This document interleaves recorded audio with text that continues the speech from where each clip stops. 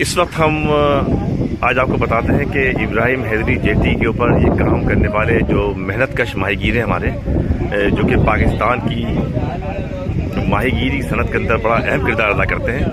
और क्योंकि इस वक्त दफ़ा 144 नाफिज है और जिसके पेश नज़र इस वक्त आप देखें मंजर, बहुत बड़ी तादाद के अंदर कश्तियाँ जो हैं आपको लंगर अंदाज नज़र आएंगी।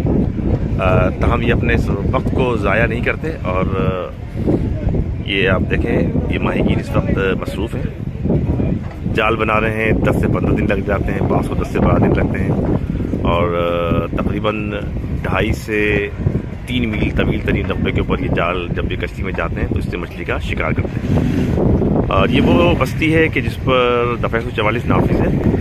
मुमकिन समुद्री तूफ़ान के असरात इस साहिली पट्टी पर भी पड़ सकते हैं। तो माहीगीर हमारे साथ मौजूद हैं, उनसे गुफ्तगू करेंगे कि इन्हें किन मुश्किलात का सामना रहता है।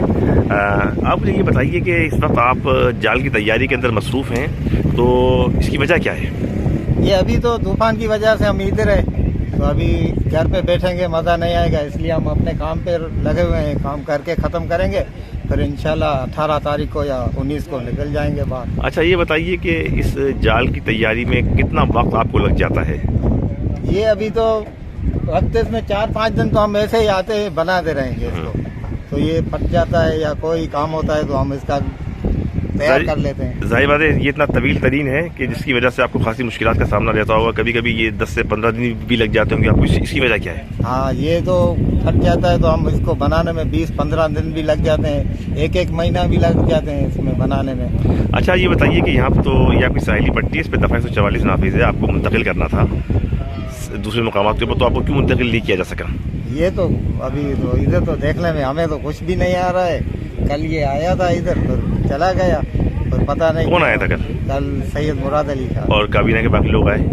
बाकी तो पता नहीं, मैं नहीं गया था, मैं इधर से था, गाड़ियाँ जा रही थी।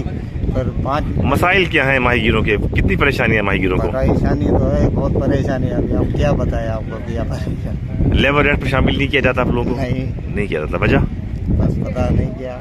बहरहाल ये माहीगीर हमारे पाकिस्तान की तरक्की के अंदर इन माहीगीरों का बहुत अहम किरदार है और इसकी बुनियादी वजह यह है कि ये इस वक्त आप ये समझ लें कि इंतहाई अहम किरदार अदा कर रहे हैं पाकिस्तान की सनत को तरक्की देने के लिए, बिलखुसूस माहीगीरी के हवाले से। तो इस वक्त ये मनाजिर हम आपको दिखाते हैं कि यहाँ पर ये तमाम माहीगीर इस वक्त क्योंकि समंदर में जा नहीं सकते हैं, ये जाल बुनने के अंदर मसरूफ़ हैं। हर कश्ती के ऊपर आप देखेंगे सिर्फ माहीगीर इसी काम के अंदर मसरूफ़ हैं कि वो जाल के इस मरहले को मुकम्मल कर सके। तो इस वक्त के हम ये मनाजिर आपको दिखा रहे हैं इब्राहिम जेटी से। इब्राहिम जेटी जो है वो खासी कदीम तरीन जेटियों में इसका शुमार होता है। हज़ारों की तादाद में इस वक्त यहाँ पर कश्तियाँ जो हैं वो लंगर अंदाज हैं और ये एक और टीम इसके अंदर कमोवेश 8 से 10 अफराद मुश्तमिल है कि ये वो नेट है कि जो कि इस्तेमाल हो चुका है। ताम इसमें बाज़ जगहों के ऊपर जो जहाँ से फट गया है या ख़राब हो गया है तो इसको ये दुरुस्त करेंगे, ठीक करेंगे। और सामने की एक और कश्ती के मंजर हम आपको दिखाते हैं थोड़ा सा जूम करके। ये है नया जाल बुना जा रहा है।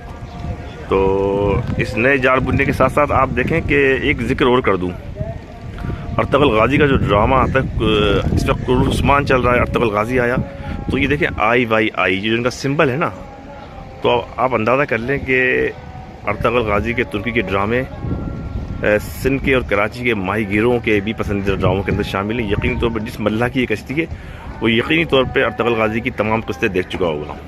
तो अब मज़ीद आगे चल के हम इस सूरत हाल से आपको आगाह करते रहेंगे। तो इस वक्त सूरत हाल ये है कि इब्राहिम हैदरी जेटी के ऊपर तमाम के तमाम कश्तियाँ लंगर अंदाज हैं और लंगर अंदाज होने की वजह यह है कि दफ़ा 144 नाफिज है और जब समंदरी तूफ़ान का ख़तरा टल जाएगा इसके बाद ये जुलाई के महीने के अंदर दोबारा समंदर में वापस जाएंगे।